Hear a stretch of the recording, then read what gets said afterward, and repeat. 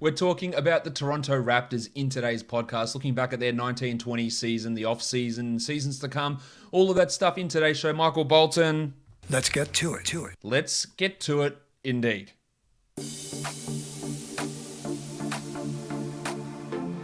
You are Locked On Fantasy Basketball, your daily fantasy basketball podcast, part of the Locked On Podcast Network.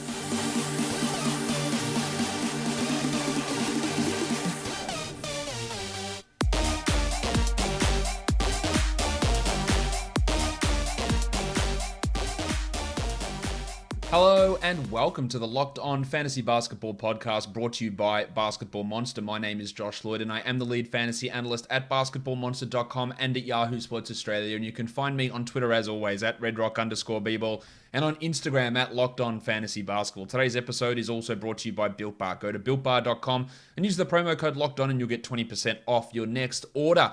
We are looking at the Toronto Raptors, the second last team in the team reviews series. Tomorrow, of course, we'll be doing the Milwaukee Bucks, and that's it. All 30 teams done. And then we kick our asses right into gear into the NBA draft with a mock draft coming Wednesday, and then a bunch of different NBA draft analysts coming over the weeks before we get ready to actually just look at the NBA draft when that occurs on November 18th. News has come out about a potential start date for the NBA season, December 22nd. That is unbelievably soon. That's going to make really, really tight squeeze for fantasy drafts because the draft November 18th, free agency was allegedly going to be December 1st, but I don't think you can have free agency December 1st and then 3 weeks later start the year because we know free agency deals don't go all down on one day. So I would imagine that the NBA draft will happen. A couple of days later, you'll get free agency. And then I'm going to be working my absolute ass off to get projections out as quickly as possible so that we can get stuff done in that period or start your drafts at the start of December.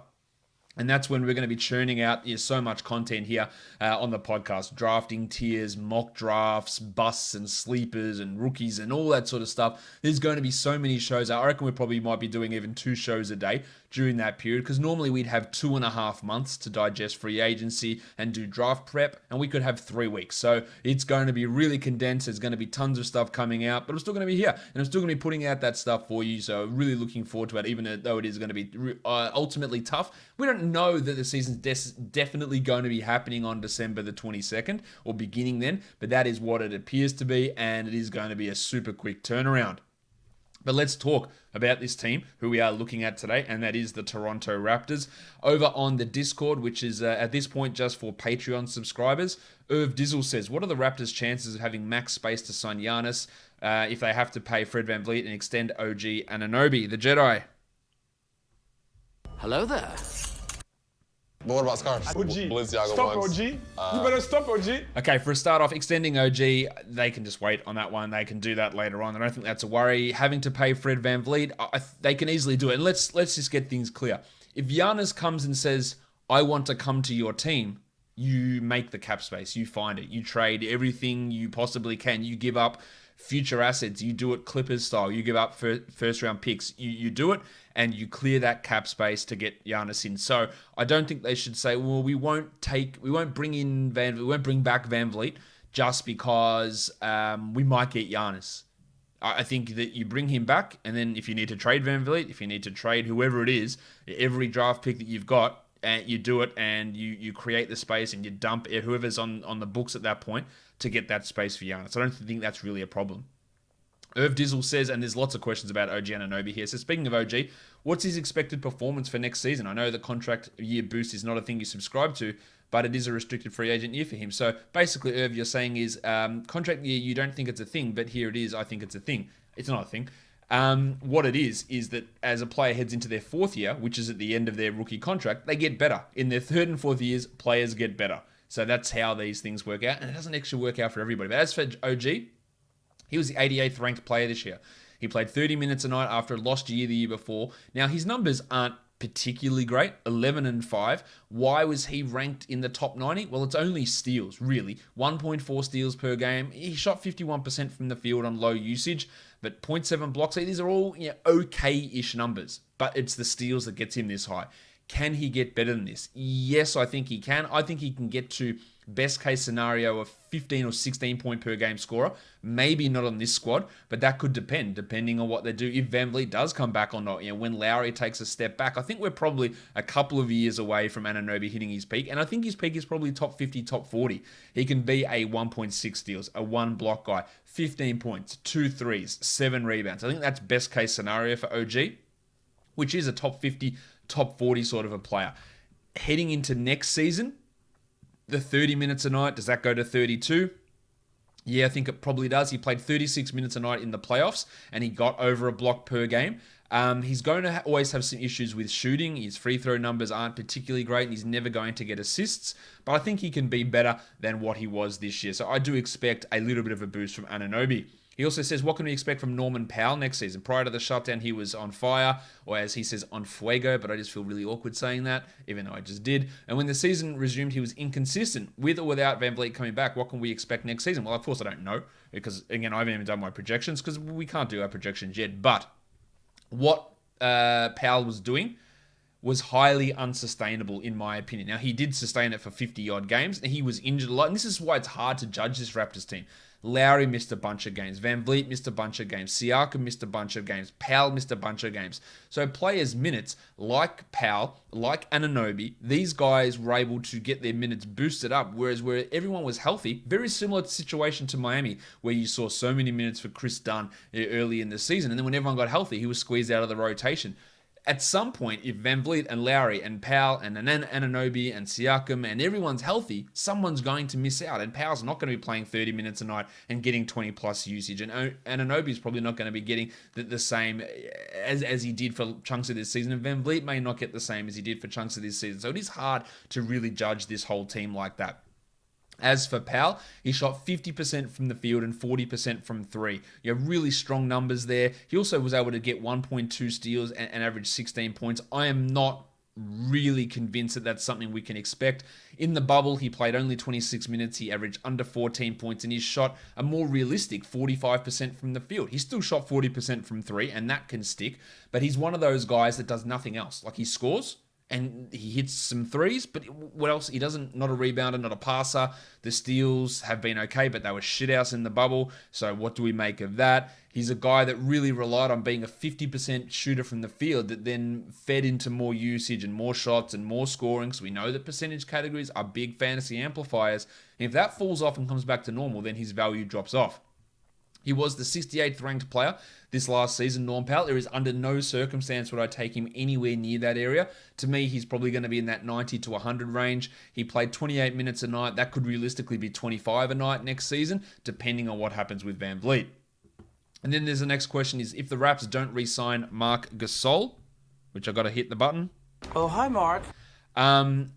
And SERGE, what can we expect from Chris Boucher? Well, Irv, you didn't chuck it in there, but Chris Boucher is also a free agent. He is a restricted free agent. The reports are, and this hasn't been confirmed, but these reports came out, and they've almost been brushed under the carpet, that Gasol's done in the NBA, that he's just going to head back to Barcelona and play there. And who the hell could blame him? With the coronavirus issues in the United States, the fact that he's Spanish, the fact that he had struggles through this season in the playoffs. Maybe he just wants to go hang out, drink wine in Spain and play a little bit of basketball for Barcelona. I think there's a real chance of that. I'd be pretty stunned if BAKA doesn't come back, given the Gasol situation. But Boucher is not somebody that this team would look at and go, oh, don't worry, Serge, Mark, piss off. We've got our center spot sorted. They don't view him that way. You shouldn't view him that way. He can come in and put up big numbers. We have seen him do it time and time again. He's also 28 years old, so he's not super young. Boucher averaged 7 and 5 with a block in 13 minutes. Now it's that block, the shooting numbers. He 0.6 threes in 13 minutes. Really, really exciting numbers that he puts up when he plays. But in terms of, is he actually good? I guess you could have pretty strong debates about that, whether he actually is a big, impactful player. I think he can be pretty good, and I think going in as a backup center, you'd be okay with that. But I don't think Nick Nurse views him that way. He just refuses to give him those big minutes, and there must be a reason behind that. And I'm not really here to criticize Nurse. I think he's probably the best coach in the NBA, but he doesn't do everything perfectly. But I think that some of the stuff he does with Boucher is probably right on. And I think that if we did have a BAKA leave and GASOL leave, then Boucher would be a massive candidate to be overdrafted. Because people would go, well, he's playing 30 a night. He's going to average 18 and 10 with 3 blocks. And I think that we might, there is a chance that we could get carried away there. Joe Buck says, I wonder where they play their games this upcoming season, given the border crossing limitations make Canada likely infeasible. Yeah, look, it's a real worry. The talk has been maybe Louisville, that they could play there, but then talk came out from Bucks players said no way that they would play games in Louisville. After the Breonna Taylor stuff there. So did that make that a little bit more difficult? Could they move into Buffalo and play games there? I'm not really sure. There is a lot of question marks about where Toronto could play. I'm sure they can find somewhere to play, but it probably isn't going to be, at least for early parts of the season, in Toronto, which is it's not going to be great for them and for their team and settling their squad down. I don't think that's obviously an ideal scenario. What is an ideal scenario is getting yourself a box of the best tasting protein bars you can find, regular protein bars. You might as well just scrape shit off your shoe and eat them, really, because that's what they taste like. Built Bar tastes like a candy bar. 100% chocolate. And now they've got 6 new flavors to go along with the original 12. Cookies and cream, caramel brownie, cherry barcia, lemon almond, cheesecake, carrot cake, apple almond crisp. They are the 6 new flavors to join the original 12. These are great because they are low calorie, low sugar, high protein and high fiber. And it just tastes like you're having a treat, where in fact you're having a protein bar. So if you go to BuiltBar.com and use the promo code LOCKEDON, you'll get 20% off your next order. What a deal that is. Use that promo code LOCKEDON for 20% off at BuiltBar.com. Other questions here from the Discord from OG. Dazza006. If OG increases usage to 17-19% and shoots 2 to 3 more threes per game, could he develop into Robert Covington 2.0? I understand the appeal of that. Now, his usage was 14% OG, so that's a big, big leap. Why would you want him taking that extra usage when Lowry, VanVleet, Siakam, Powell, BAKA, GASOL are all there? You probably wouldn't. Now, of course, a few of those could leave, and maybe that does help. To get to be Robert Covington, you need to be blocking 1.2 to 1.5 shots. And I'm not quite sure he's there, nor am I sure he's going to take that many threes. He had a 3-point attempt rate of 40%, hitting 39% of them. There are a lot of steps to get there. Can he be a better player than Robert Covington overall? Yes, I think there's an easy chance of that. I think expecting 19% usage is probably going a little bit too far for the Jedi. Hello there. Look, I think it takes away from what he does best, and to get to Covington levels, we need to see those blocks really, really jump up. Harry Konayito says Anunoby's last year was similar stat-wise to Siakam's second year. Both guys more or less learned to play off-ball. Do you see the Raps putting OG in a similar role to Siakam's third year? His breakout one? No, because Siakam is still in that role. So that's sort of, in order for him to have that role, he needs to elevate himself to be the second or first best offensive player on the team. And with Lowry, VanVleet, and Siakam all potentially there, they're not just going to say, well, now, OG, it's your third year and you've taken all these big offensive steps. Can you displace one of these guys? That Siakam breakout was the exception, not the rule. We don't see that happen. So I don't think it's just going to be, well, now, OG, you're ready to go. He's actually in his fourth year, Anunoby. I just don't see it. I just don't see him being able to take that level of offensive step up. They don't need him to take that level of offensive step up. So we'll see exactly where what happens with him. But I wouldn't be expecting that level of increase. Matt Lawson, are you buying or selling these Raptors Dynasty ADPs? Pascal Siakam at 22.6. Now, at the start of the season, a lot of people disagree with me in that I had a series of posts on Instagram which these players will finish ranked higher. So who'll be the best fantasy player, on the team? And I said Kyle Lowry would be the best fantasy player in this team. And everyone said, no, Siakam is a definite top 20 player. Well, he finished the season ranked 38th. That's what happens when you get pushed into a role where you're the number one guy and you're maybe not quite ready for it. Defensive numbers weren't great. The efficiency, which was so high the year before, fell way off. True shooting of under 56%. And that impacted his numbers. And they were some of the things that his game was really built on. So that's why I didn't expect him to be the number one fantasy player in this team. In fact, he was the number 3 fantasy player in this team behind Lowry and VanVleet. So am I buying him at 22.6 when he is going to turn 27? He was the 38th ranked player this year, and he averaged 23 and 7. Do I expect that efficiency to go back up from Siakam? I'm not sure that I do, to be honest. He was really putrid in the bubble. In the playoffs, he shot under 40% from the field. He averaged just 17 points in the seeding games. He averaged 17 points in the playoffs. Now, he'll be better than that. But do I expect him to go to 22? I reckon that might be a little bit high. VanVleet at 42. He is the exact same age as Siakam. He finished ranked 29th versus Siakam's 38th this season. Yet you can get him 20 spots lower. And he has an opportunity. Maybe he goes to another team where his role increases. Or there could be the case that Lowry is retiring or gone in a year or so and VanVleet's role increases again. VanVleet at 42 and Siakam at 22 seems wild to me. These guys are literally the same age. I don't understand that at all. Kyle Lowry at 72. Well, Lowry was the 18th ranked player last year. Yes, he's 34. So this is why I talk about when you're drafting in Dynasty, if you want to go win now, you can get so much value. You can take Kyle Lowry at pick 72 and for the next 2 years, get a top 40 player perhaps. Maybe it's just 1 year, but stack it up for 1 year, win a title, and then go from there. And that is really, really good value on him. If your team's built the right way. Anunoby at 78, I think that's really good value. BAKA at 130, he was the 89th ranked player this year. I'm probably less interested in him at 130 because I think that he might maintain it for 1 year. No, I think that the drop-off will come pretty significantly after that. And then Norm Powell's ADP is 132, which seems low considering that he was 68th this year. I think that factors in some of the regression that I am expecting from Norm. So I'd still buy him there. Terence Davis at 170. I love Terence Davis. I'd buy him there. Boucher at 211. Absolutely worth a crack just to see what happens. It might not work out, but you never know. And then Marc Gasol at 276. Well, Gasol was the 130th ranked player. He's 36 next season if he plays at all. At this point, I'd probably just be avoiding Marc Gasol in terms of his numbers.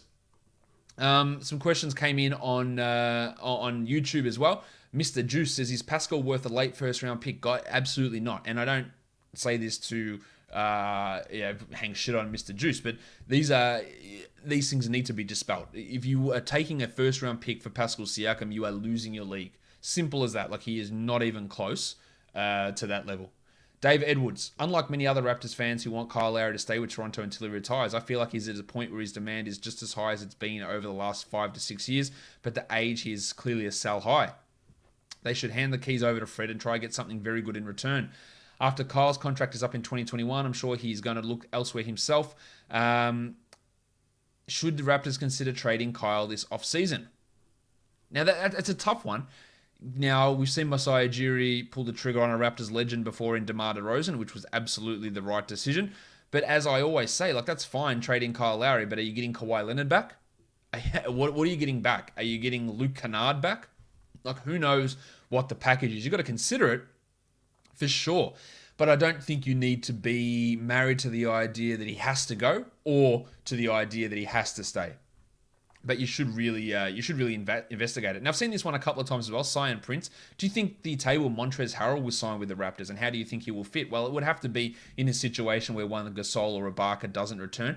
And I don't actually mind him playing for the Raptors because they would play him the correct amount. I don't think they'd bring him in to be a starting center. It wouldn't make sense with Siakam or VanVleet and Lowry. But playing his backup role, playing 24 minutes, being a high energy, high usage offensive center coming off the bench, I think that would work. The zone schemes might help him as well. I could see that if it was the right contract and if it was in the right role. But again, I'm not really convinced that that's going to be where he wants to go or the direction that the team wants to go.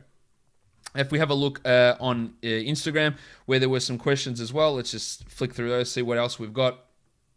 A lot of questions on Siakam and Norm Powell as well, and Chris Boucher. Any concerns on Pascal from Zachary Craig on Pascal Siakam after his playoff performance? Yeah, but I know that he'll shoot better than that, but I think this should at least temper our expectations about how good he actually is and where he gets to in his career, because he was really, really poor, and I don't think he should be a number one alpha guy on teams. He's better suited to be a number two player, is probably my idea there. MKO77, do you expect OG to break out next season? Again, I've covered that, and probably not to the degree that some people are expecting, it would be my guess. All right, and let's lastly have a look on Twitter, because there's lots of questions here as well. Do I think Fred VanVleet leaves in free agency? From Jason Walsh. No, I don't. I do think he remains with Toronto. And he says, who is the center to have in Toronto next year if BAKA leaves and GASOL's already gone? Well, we just have no idea, Jason, because they're not going to go into the year with only Chris Boucher, who, again, is a free agent. They would bring somebody else in. So we just have no idea. And that is why when I say you don't draft before free agency, because everything changes. And while it's all well and good, we've got to get things in, I'm getting the urge, this is when the NBA season starts. If you draft now, it's gonna be ridiculously wrong. Like, your draft is gonna be wrong, even more so than usual, and your team is gonna be bad. Everyone else is gonna be in the same boat, but where's the fun in it? Hey, maybe it's just you just like drafting. Maybe that's it. La Fontaise, if they lose BAKA, who are the main benefactors? Again, we don't know. It could be Boucher. It could be the other center they're bringing in. Maybe they sign Christian Wood. Maybe they bring in Montrezl Harrell. Who knows? It's really impossible to tell, especially without that confirmation of what the hell Marc Gasol's doing, considering there is that potential that he is perhaps retiring and retiring from the NBA and heading back over to Spain. All right, let's go into these guys now and talk about the Raptors players. We've talked about lots of them already, but let's just cover off the details here with them, starting with Kyle Lowry, who, as I said, was the 18th ranked player. Big PIPM, 2.84, and Raptor at 4.8. Like, they are really strong numbers from Lowry at this point in his career. He comfortably led this team in Raptor at 4.8 and was just a little bit ahead of Siakam in terms of PIPM. 59 true shooting, 23 usage. Unbelievably strong stuff. Now, of course, he's injured. He's always going to get injured, but he averaged 19, 5, and 7.5 with 1.4 steals and hit almost 3 threes. To me, there's no reason why he can't be good again. I would hate to see him playing 36 minutes a night again. I think that should come down, and that's going to drop his scoring and his overall production. To me, he's probably a 30 or 40s guy rather than a top 20 player, but a massively strong season from Kyle Lowry, which was definitely a surprise, to be sure, but a welcome one. Next up is Fred VanVleet, the 29th ranked player. Did not see this coming at all. I thought that we'd get a lot of minutes from VanVleet. I thought he'd be a real sleeper type player. His ADP got adjusted at the end of draft season to 88. I think it was way higher than that.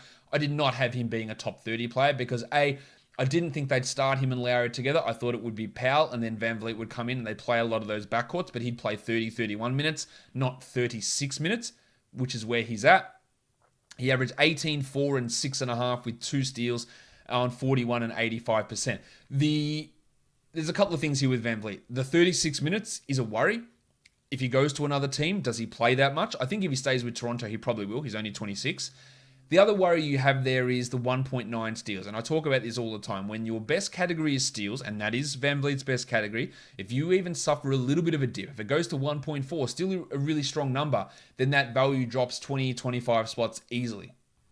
Now, the difference here with VanVleet is we could say, well, he goes to another team and his usage goes from 22 to 28%. And he's already dealing with a shit field goal percentage of 41%. So that's not really a worry. But then that worry is that if you get 26% usage, then you do lose a bit of focus defensively, like we saw with Siakam, that your defensive numbers come back down. So would I draft VanVleet in the top 30?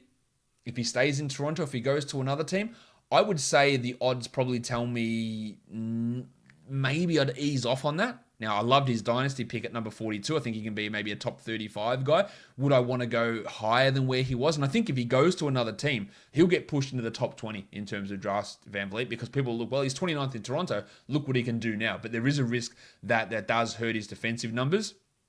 And maybe that actually does even worse than that field goal percentage, which I think is unlikely, and that might balance out with usage. But I think the steal numbers are a risk of dropping there, and that gives me some level of pause. Still think he's really good, and still got a ton of long-term upside. Next up is Siakam, who had just a 0.7 Raptor, but 2.82 PIPM, 38th ranked player. As I said, the shooting was really rough. He still averaged 23, 7, and 3.5 with a steal and a block and 2.23. It's really, really good. The below average shooting was a concern. Now, if that does come back up, if they limit his usage, which was at 28%, by far the highest on the team, if that comes back and it gets distributed in other areas, then yeah, he can get back to being a more efficient player. But again, that's the trade-off. Higher usage, lower efficiency, and that's why he remained in that similar area to what he was the year before. As a 4th round player, maybe he sneaks in the back end of the 3rd round, which is not crazy because he's only 2 spots off that. I think that's probably his range, 30 to 40. And I don't expect big steps forward in other areas. I'm not sure that he's reached his peak, but I'm also not ruling that out. I don't think that's an outrageous statement to make. Talked about Powell quite a bit. The 68th ranked player had a negative PIPM with just a plus 0.2 Raptor as well. 62 true shooting, that's the worry to me. If that falls off, and this guy has been an absolute efficiency roller coaster throughout his career. Big shooting streaks, absolute cold streaks, big shooting seasons, cold seasons, and he doesn't do anything else. And when your value is so predicated on, hey, am I hitting shots at a level that doesn't feel real? What the hell else am I supplementing it with? That's why when I talk about VanVleet, well, the shooting's not good anyway. 41%, it's not good.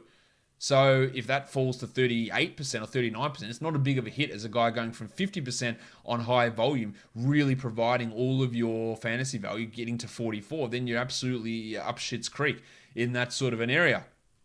So we look at Powell, who had a 50% shooting this year, 48 the year before, and then 40 the year before that. His numbers in 18-19, he had a 60 true shooting. He played 19 minutes. And then he took it even a step further in more minutes, which is not something that we expect. Powell, I'm never drafting him at pick 68. I have no interest in that at all. And if that's where his ADP comes in, I think people are going to be pretty upset or pretty disappointed. Now, I guess the caveat I can throw out there is if VanVleet does leave, then the 28 minutes that Powell played, that's probably a baseline, and it can probably go up a little bit more. And he'd move into the starting lineup. He'd probably play 30 minutes a night. So that might offset some of it, but I wouldn't want to spend pick 68. Pick 69, maybe. Giggity. Pick 60, of course, no. I wouldn't be taking him in that sixth round area. He's probably more of an 8th rounder, would be my guess. The Jedi, OG Anunoby, 88th ranked player. Realistically, that's steals only. The only other category he had, which was a positive, was his field goal percentage at 51%. He shot 39% on threes, loved that efficiency jump, but only a 71% free throw shooter gives us room for pause, and a low usage player. But steals, blocks, hits some threes, that's all encouraging. In the playoffs, he averaged 1.2 blocks per game and 7 rebounds in 36 minutes. I feel confident in saying one thing, Anunoby will play more than 30 minutes per night next season. I feel pretty good about that. He's only 23. He's going to improve. I don't think he'll ever be a 20 usage guy. I'd love to see it because he'll be a top 30 player if that ever happens. I'm just not sure we get there. I'd love to see him put up even bigger steal numbers. So when I look at what VanVleet did from steals, I think there's a risk of that coming down. When I look at Anunoby's numbers, I think, well, he can maintain 1.4, but it can actually go up from there. He's that good of a defender. And as I said, VanVleet could come down to 1.4 steals, and it's a massive drop-off, but it's still a good number. Whereas Anunoby's starting at 1.4, and maybe he comes down to 1 steal. That seems highly unlikely. So there is room for him to grow there. And I reckon he's probably a guy we look at as somewhat of a top 100 pick, as long as we're not expecting a huge usage spike and this massive breakout, which some people seem to be expecting from him. SERGE, 89th ranked player, which is a surprise to me. He played 27 minutes a night because he, in that usage backup role, which is what I think if Harold did come, that's what he'd play. He had 15% or 15 points per game on 24% usage, really absorbing that. He hit 1.3 threes. He grabbed 8 boards, and that's really helpful because him playing at center more than he had in years past. The shot blocking. Remember this guy used to block 3 shots a game? 0.8 he blocked per game. That's wild. But 51% shooting from SERGE. He turned into, I'm a guy that scores points and gets rebounds, and those block numbers fell way off. He is 31 years of age. If GASOL is gone, I think they'd be pretty happy to start SERGE, and then his value would increase.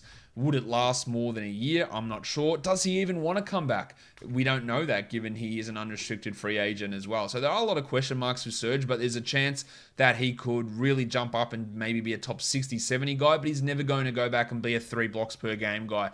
And that usage, if he did enter the starting lineup, would probably come down from 24%. Next is Marc Gasol. One more time. Oh, hi, Mark. Might be the last time that we play that one for Marc Gasol, and I'm playing that because I didn't even realize. Now I know that if you don't know, it's from the movie The Room, literally one of the worst movies you could ever see. And I didn't know that there was a movie that was made, showing the making of The Room with James Franco and Seth Rogen called Disaster Artist. I found out about this about a week ago. Watched it, absolutely dying. I didn't realize that was a thing, and watching the Oh Hi Mark scene play out in that movie was really humorous. Anyway, that's a diversion. Gasol was 130th ranked player. Still big positive Raptors, big positive PIPMs, but it was just weird watching him play. 7 points, 0.9 blocks, 1.3 threes. He just couldn't hit any twos. He refused to take shots, 13% usage. In the playoffs, he looked absolutely busted. He averaged 6 points in 20 minutes. And I think even if he did come back, and Ibaka comes back, then he will be limited. Now, in saying that, he still was, I think, probably a better defensive player than Ibaka. But offensively, he just creates such a massive negative with his refusal to shoot that it caused problems. Now, he's still a really good passer. He averaged 3 assists in 26 minutes. He's a good facilitator, and he's a great organizer out there. But his time as being any sort of fantasy impact player is probably cooked. And if he did come back, he's not playing the 26 minutes a night, would be my guess. Terence Davis, undrafted rookie, 23 years of age, only 17 minutes a night, but one of the best rookies in advanced numbers. A 1.9 Raptor is huge. Plus 0.26 PIPM is not that big, but for rookies, it's really big. 59 true shooting, usage 19%. He played some point guard. He scored. He hit 39% of his threes. I really like this guy long term. Now, if there is an absence, if VanVleet goes, Davis will play a larger role. I thought we might get a larger role from him in the playoffs and in the bubble. It didn't really happen. He only played 15 minutes a night in the seeding games and averaged 6 points. But I do really think that he is someone with significant upside, a player that can be a really impactful guy in a couple of years' time and has future starter written all over him as perhaps a better Norman Powell, a guy that can pass, play some defense, and can shoot. I've got really high hopes for Terence Davis, but it probably won't come hugely for this season, but that could be dependent on what they do. This offseason is it's a really big one for Toronto to see which moves they make, what happens with GASOL, BAKA, Boucher, and VanVleet. They are some big decisions that need to be made. As for Boucher, the 258th ranked player, we know everybody loves this bloke as a permanent monster. The advanced stats, the Raptor loves him. 3.7 plus 0.9 PIPM, 59 true shooting. These are all really strong numbers. They all would tell you, well, Boucher's got this opportunity to be a really strong player and a fantasy stud if he gets out there. But there's a little bit of the Bobans to it. Look at the per 36 numbers. Look how good they are. When he plays, he's going to get these big numbers. And the problem is that coaches will look at it and go, well, we actually can't play him that much because of how actually skinny he is, and how he just doesn't have that strength to be out there. Now, if we look, he played 11 games where he played at least 20 minutes a night. He averaged 25 minutes a game in those 11 games. He averaged 17 and 9. He blocked almost 2 shots per game with a steal per game, and he hit almost 2 threes per game at 44%, 65 true shooting. They are monster numbers. And if he finds himself in a role where he's playing those minutes, he will get the numbers. There is zero doubt about that with Boucher. But at 28 years of age, he's never really found a role. He is really skinny and struggles with defensive play sometimes. Is he the next Christian Wood? There's a lot of parallels. There are massive parallels there. And he's obviously a name to watch. But he could be someone that gets a little bit overdrafted or over-projected because of those per 36 numbers, and maybe he only can play 20 minutes a night, 21 minutes a night. But those 11 games that he played over 20, they look pretty bloody good. There's a lot of other factors to take into account, who else was in, who else was out, but this is what he's done continually. When he plays, he is a great per-minute player. We've just got to be careful of ascribing too many minutes to him because maybe the actual on-court play doesn't always measure up to that performance. Rondé Hollis-Jefferson, the 264th ranked player. Raptor loved him as well, 2.7. That's a big number. Negative 0.43 PIPM. He is just not a good fantasy player at this point. They played him probably a little bit more than I expected, 19 minutes a night, but he did rehabilitate himself. I didn't think that he was really much of an NBA player after his last stint in Brooklyn. He didn't really play in the playoffs, and he's never going to be a good fantasy option, but he played some decent enough NBA-level defense, which is always his calling card. Can't shoot for shit. 13% on threes is horrible. But what he does, he gets some steals and he plays some good defense. But he's never going to be a useful fantasy option, I don't think. Next up is Patrick McCaw. And, I said earlier on, I criticized Nurse. This is why. I don't know why this guy played as much as he did. He was injured, and I worry about his knee. He just wasn't able to play at all in the bubble. I think that might be a real problem for him in his career. And this is a guy that I liked. In his first year with Golden State, I liked him coming out of UNLV. He can handle the ball. He could get steals. And he did it again. 25 minutes a night, over a steal per game. But I don't know what the hell else he does, to be honest. Those Raptor and PIPM numbers are gross. Negative 2.6 PIPM, negative 4 Raptor, a 50 true shooting, a usage of 9. The steal numbers are good, but everything else is trash for this bloke. And I don't know why he was playing ahead of guys like Matt Thomas, who established himself as an elite NBA shooter. McCaw is someone that Nurse loves. And coaches have these players that they just irrationally love. Michael Malone and Mason Plumlee, for example. And McCaw offers nothing. I just don't see it. Let's talk Matty Thomas, a 390th ranked player. 65 true shooting, because this dude shot 48% from 3. He was an elite shooter coming across from Europe. He is 26, but he is a guy. He averaged 5 points, and over 3 of those 5 points were from deep. He hits threes. That is what he does. He literally does nothing else, but he hits threes. He's probably behind VanVleet, Lowry, Powell at this point, probably Terence Davis. So finding that role is hard. But you want someone to come in, and if he found a significant rotation role, if he played 20 minutes a night, he'd hit 2 threes comfortably, and that's where he would have fantasy value. He does nothing else, but he is absolutely an elite 3-point shooter. Think Duncan Robinson, think JJ Redick. He can be that guy. So don't completely rule out Matt Thomas having a role, whether it's this team or another team. Joe Harris coming in and hitting 3 threes a game in 25 minutes. He could actually be a guy that has that value. Now, defensively, he's really rough and he does nothing else. But that shooting from him isn't such an elite level skill that he's going to find a role. I don't know if it's on this team. It might require some moves to occur, but he's absolutely a name to watch for that 3-point shooting alone. Paul Watson. Yes, this is a real player. He came in across from Atlanta, played just the 10 games this year, 9 minutes per game. In the G League, Watson averaged 19 points. He got a steal a game, a block per game, and shot 42% on over 7 attempts from 3 as a 6'6 guard. That is absolutely interesting. The +2 Raptor in the NBA is also interesting. His G League POPM I don't think was that strong. It was at negative 0.38. But shooting that level of threes, providing that level of defense, is intriguing. Now, he's 26 years of age, so I don't think we should get too excited about Paul Watson.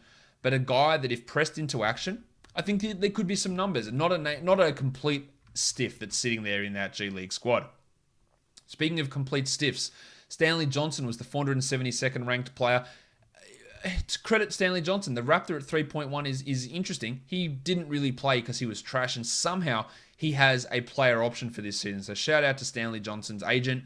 Stanley Johnson's 24 years of age somehow. I don't know how. He's been around forever. He's never lived up to any of his potential.